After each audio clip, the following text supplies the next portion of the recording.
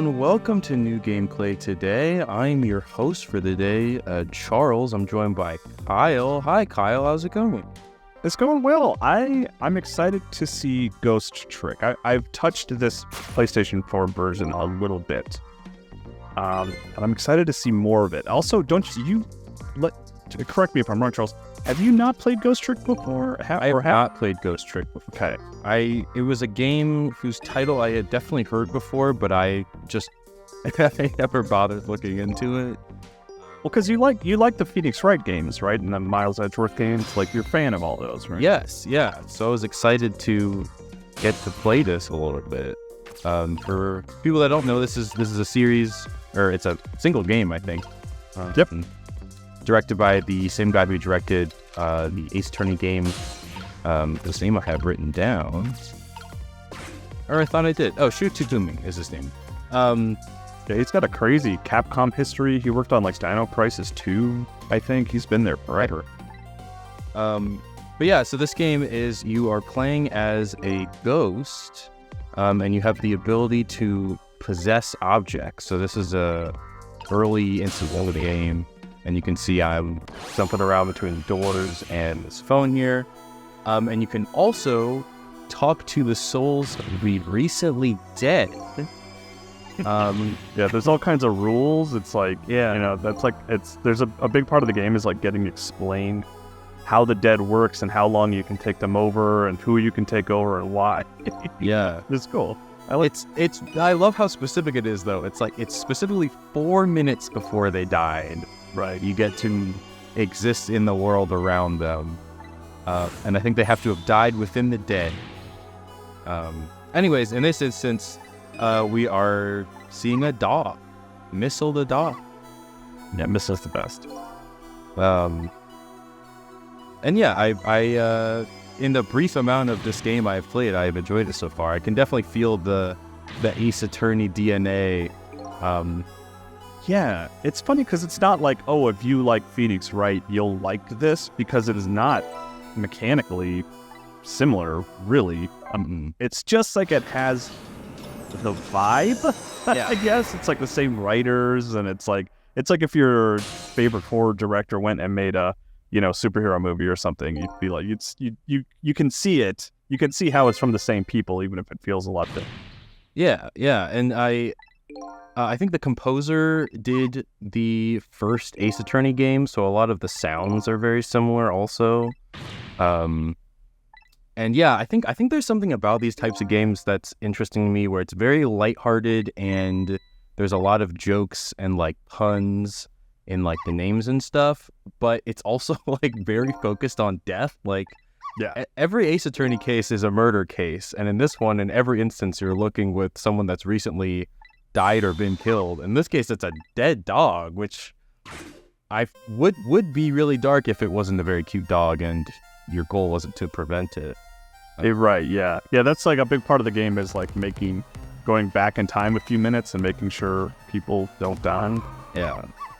It's funny looking at this, though, and Missile looks like he's like a nine-tailed fox or something. And I wonder if that's like back on because I played it on DS when it came out. It's like, I wonder, maybe the limited, sort of graphical fidelity made his tail look more consistent. I don't know. Yeah, no, I didn't even process that until you mentioned just now. I don't know why. Oh, I think he's just wagging his tail a lot is what they're trying to emulate, I think, right? I want to see now when it's static, if we can see. Actually, honestly, Missile's rarely static. I was about to say, I don't think Missile's ever not wagging his tail. So, no, I think it is when Missile turns. I feel like it's fanned out there. Anyways, the part of this game right now, there's not gameplay going on. This is, you'll know you can move when it says trick time, and it like flashes red words across the screen. Right. This instance is we're just watching what happened in the minutes leading up to Mrs. Death. I love this giant bowl of donut. I assumed it was onion rings at first, but they keep talking about how it's donut. Again, another instance where Majors look more like donuts on the DS. Yeah. The thing that I've always loved about this game is the animation is just so good, because a lot of the game is like what you're saying. It's kind of like passively watching things occur and then reacting to them. So like they recognize it's like, well, the big part of the game is just you watching people do things. So let's make the animation really good. And it's cool that it holds up, you know, even being ported to PlayStation 4. It's still so great.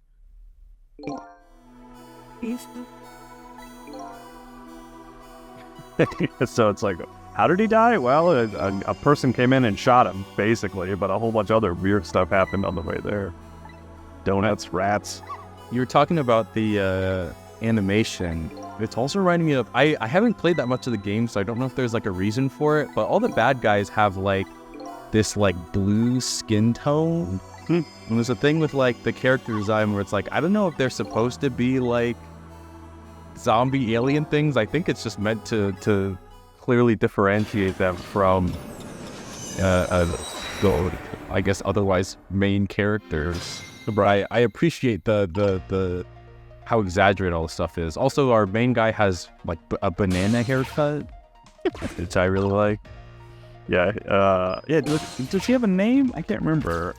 I just learned it, and I have since forgotten. I think it's Cecil, maybe? Cecil, right, that's right. Because he's completely amnesiac, doesn't remember anything, and even is given a name by the animate object, right? Like a lamp names him or something. Yeah. I don't know. The lamp whose name is Ray, I guess, like Ray of Light. Right, okay. That makes sense. Yes. And but it's a good game with a good story. Like I'm not gonna spoil anything for you, but the ending has always stuck with me, even all these years later. I think the original came out in like 2006 or 7, something like that. So it's been a while. I'm looking up the year. Oh, wow. Yeah, me too. 2007. That's my final answer. I think it's 2011 in North America. Oh, you know what? Yes, I remember because, yeah. For some reason, I thought it was earlier, but yeah, 2011. Still a game that is old now. Yeah, and yeah, I think you mentioned probably one of the reasons I didn't process it is it came out pretty soon. But this was like late in the DS's life cycle. Like this was pretty close to the 3DS. Yeah, for sure. Gosh, I wonder if I even played it, on a DS cartridge on my 3DS, I wonder. I might have. But yeah, this part of the game we're trying to this girl is about to get captured, and you're going piece by piece to like possess objects and see if you can prevent events from happening. So here I know that once she puts her headphones on, she's not going to hear this shooter enter the room. So my goal right now is to try to get these headphones down. This is one kind of gripe I have with, I guess, like Shu Takumi games in general, because it's also a thing in Ace Attorney is there's sometimes where it's like there's a thing you're supposed to do, but you won't know that it's the moment to do it until like the exact time it happens. So here I knew extending the umbrella was going to knock the headphones down at some point, and I kept wiggling it around, but it wasn't until like that exact thing where I knocked it down. And I was glad to have figured it out, but you really have to throw stuff around and see what works. Yeah, it's like figuring out the puzzle before you're even given the window to solve it. Right? Yes. It's like, I know what to do, just let me do it now. Yeah. There was a part I recorded and didn't show because it took me an embarrassingly long amount of time to realize that I had to possess something as it was like spinning before this, where I didn't know. Because it's pretty clear when it's cutscene versus a playable area. And I think this is one where I thought it was cutscene, but I should have been like freezing time to alter. They're right. You're the editor. You could have just let that go by without telling us. I could have. Well, this it's not here. It's a different time. So. Oh, okay, gotcha. It also wasn't as interesting, but it had the blue guys I like. Yeah, which I don't. I genuinely don't remember if there's some reason why they are blue skinned. I don't think there is, but like we have established, it's been a while. It's been almost like 11 or 12 years. By the way, I looked it up, and so this came out in January in America, January 2011, and the 3DS launched in March 2011. So it was like 2 or 3 months, and it was like truly one of the last DS games. But they've always kind of shown it love. Like it was well received on DS, and then they did an iOS port a couple of years later. So like you've been able to play it on iPhone and iPad, but it's nice to see it on console. Yeah, Capcom's pretty good about putting stuff to phones. Yeah. And my favorite donuts are back. It reminds me of, I think there's like a Pokemon episodes where there's like clearly rice cakes and or not rice cakes, but I don't know what they're called. But it's clearly like a rice dish, and the dub calls them donuts. And this feels like a similar thing where it's like, I feel like those are definitely onion rings, but if we're gonna say they're donuts, then that's just localized. Yeah, I know what you mean. It's like American children won't know what this food is. Let's just call it a donut. I think that's probably exactly correct. This part, this is actually not a thing you need to do right now, I figured out. But like I said, you just kind of messed around and do what works.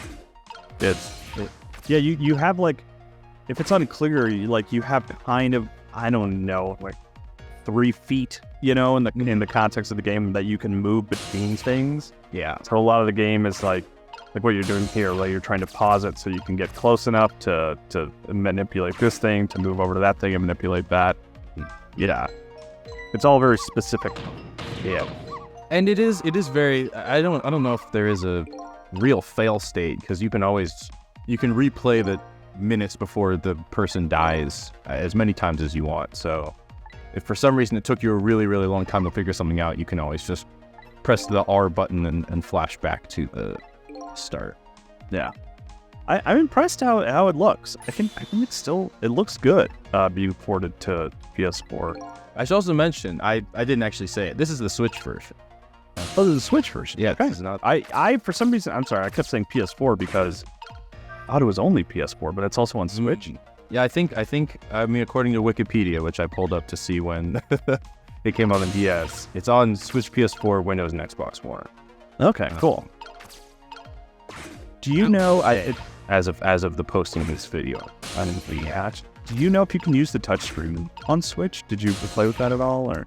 I did not try, but seeing as this is a recorded video, anything's stopping me from pulling your Switch out. Yeah, I'm curious, because I was, it was, I mean, all this gameplay on DS was very touchscreen.